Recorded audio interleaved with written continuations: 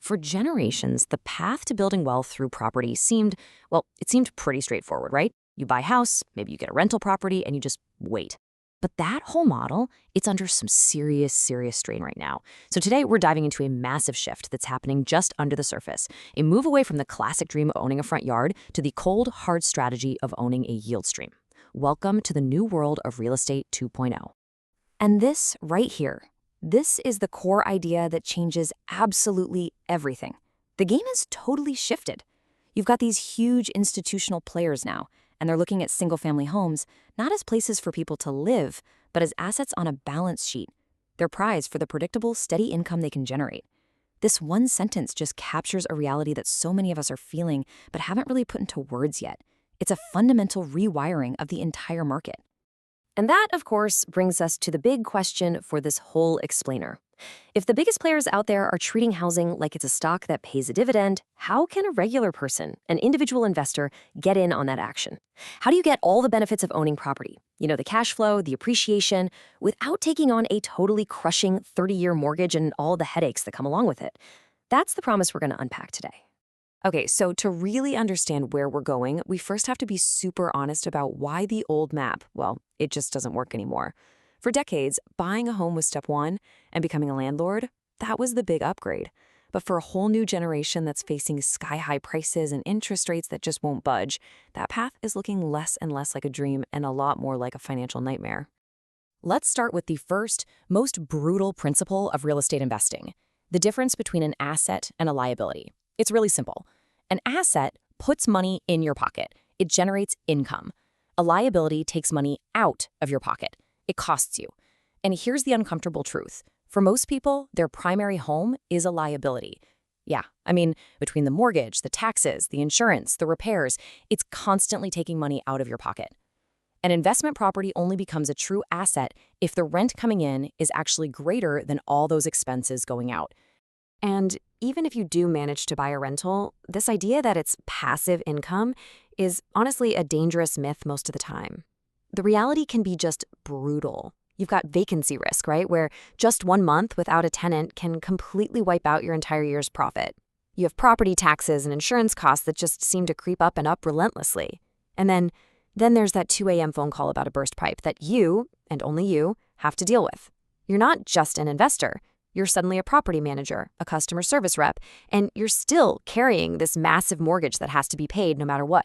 So these problems with owning property directly, they're not new. And way back in 1960, the market created its first big innovation to try and solve this access problem for the average person. It was this revolutionary idea called the Real Estate Investment Trust, or REIT. And for a very long time, this was really the only alternative. So what exactly is a REIT? Well, think of it like a mutual fund. But instead of owning a basket of different stocks, it owns a huge portfolio of buildings. We're talking office towers, apartment complexes, data centers, you name it. And the best part? You can buy and sell shares of the REIT on a public stock exchange, just like you would with any other company. It gives you instant exposure to this massive, diversified real estate portfolio. In this model, it delivered some pretty serious perks. First off, the portfolio is professionally managed. You are not the one getting that 2 a.m. call about the toilet. Second, you get instant diversification. Instead of tying up all your capital into one single house in one neighborhood, your investment is spread across hundreds of different assets. Third, high liquidity. Selling a house can take months. You can sell a REIT share in seconds.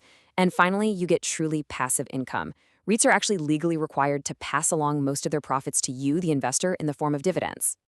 So for decades, those were pretty much your two main choices. You had the high-hassle, high-debt world of direct ownership, or you had the totally hands-off, no-control world of REITs. But now, technology is enabling a third path, one that promises to combine the best parts of both. So, welcome to Real Estate 2.0. This right here visualizes the fundamental trade-off that investors have always had to face. With direct ownership, you have total control, but you're also saddled with massive debt, and your capital is completely tied up. It's illiquid. With REITs, it's the total opposite. You have zero control over which properties get bought or sold, but you have no debt, and your investment is highly liquid. So the core challenge that tokenization is trying to solve is this: can we get that direct exposure of ownership, but with the liquidity and low barrier to entry of a REIT? The technology at the heart of this whole thing is called tokenization. And honestly, it's a pretty simple concept, but it has some profound implications. You take a real-world asset, let's say a specific apartment building in Austin, Texas, and you create a unique digital representation of ownership for it on a blockchain. Each of these tokens acts like a share of that one specific property. Really, the clearest way to think about it is as a digital deed that you can buy, sell, and trade almost instantly. Okay, so how does this actually work in practice? It's basically a three-step process. First, a single property is put into its own little legal box, usually an LLC, to isolate it from everything else. Second, the ownership of that LLC is then divided up into thousands of digital tokens. And finally, investors like you can go onto a platform and buy those tokens, which gives them fractional ownership of that specific building. See, unlike a REIT, you know exactly which building you're buying into.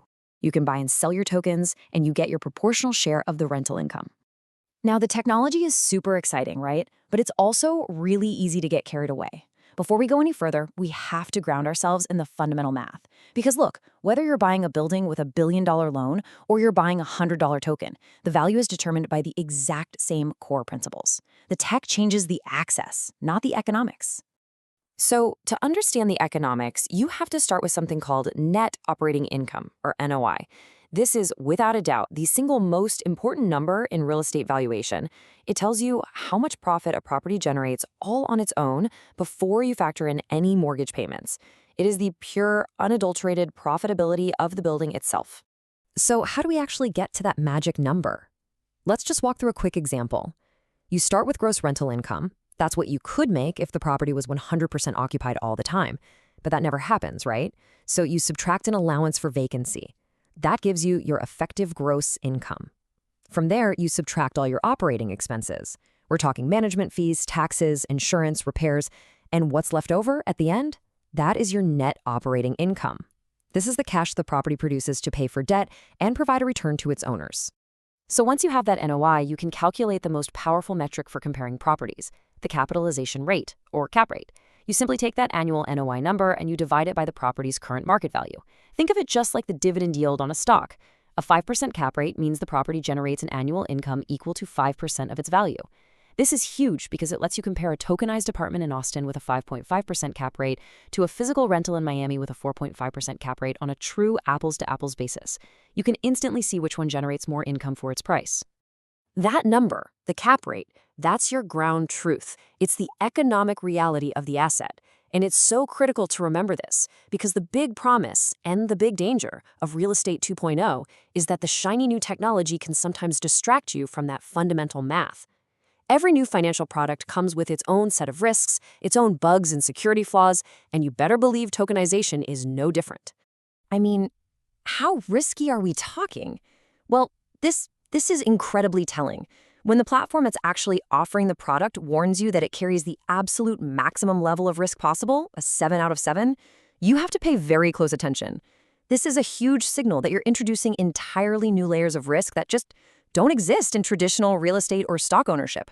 And here it is. This is the single most important, brutal truth you have to understand. This quote from Robinhood CEO reveals a massive legal and financial distinction. When you buy a token, you are often not buying a share of the property in the traditional sense. You don't get direct ownership rates. What you're very often buying is a derivative contract, basically a promise from the platform to pay you the value of that asset. And yeah, this comment was about tokenized stocks, but the legal structure is often identical for real estate tokens. You own a contract, not a direct piece of the building's deed. So let's break down these new risks. First, you have counterparty risk. The platform is your counterparty. If they go bankrupt, your investment could become worthless. I mean, their own terms say their ability to pay you is dependent on market conditions. Second, blockchain risk. Your digital deed lives on a blockchain like Ethereum. If that network has a flaw, your asset is at risk. Third, regulatory risk. This is all so new that it exists in a legal gray area. Regulators could decide to crack down and shut these platforms down at any time. And finally, there's information asymmetry. Public REITs have to disclose all their financials. With a lot of these tokens, you have no right to that information. Now, proponents will argue that over time, regulation will bring clarity and smart contracts will reduce these risks. But for now, these are the huge hurdles investors have to face. So, after exploring the old dream, the first upgrade with REITs, and now this cutting edge world of tokenization with all of its promise and its peril, we're really left needing to rethink our entire approach. It's time to reframe the central question for any modern investor who's looking at real estate. For decades, the entire conversation has been framed as this simple binary choice. Should I rent or should I buy? But as we've seen, that's really a false choice now. There are multiple ways to get exposure to property. So the real question, the strategic one, is this. What is the smartest, most efficient way for me to allocate my capital to benefit from the real estate market, whether that's through direct ownership, REITs, or these new tokenized platforms? And that brings us to our final question. As all this institutional money continues to pour into residential real estate, treating it as just another asset class, what does the future of property look like for the individual? Is the ultimate goal still about owning the deed to the front yard, or has the smarter play become owning a piece of the yield that it produces? That is the question that's going to define the next generation of real estate investing.